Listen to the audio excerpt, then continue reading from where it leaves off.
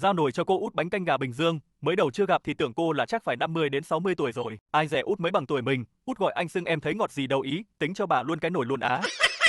Nhưng trước khi đi vợ em có dặn là phải mang tiền về không thì cho đi theo mấy em mấy chị bán bún luôn, khổ nỗi bún phở em cứ ăn vào lại bị ốm, nên không dám bỏ cơm của vợ. Mời đẹp. Quán này là chị nhánh 2 của Út, nghe Út thấy nhỏ nhưng Út là cô gái mạnh mẽ dám nghĩ, dám làm, dám thử, thế mạnh của Út là có chí và Út nấu rất ngon tự tin vào chất lượng bánh canh gà của mình, cảm phục Út, máu dại gái của em lại nổi lên, không chờ Út nhờ em đã tự động lắp hệ thống dây điện cho Út, trời thì nóng lại có một mình trèo lên trèo xuống mồ hôi trên mồ hôi dưới chảy ra như tắm. Mệt kiểu này, tối về không ăn nồi cơm thì chết với con thị nở nhà em, nhưng nghĩ tới câu nói của Út, Bữa nào Út mời ăn bánh canh gà nha.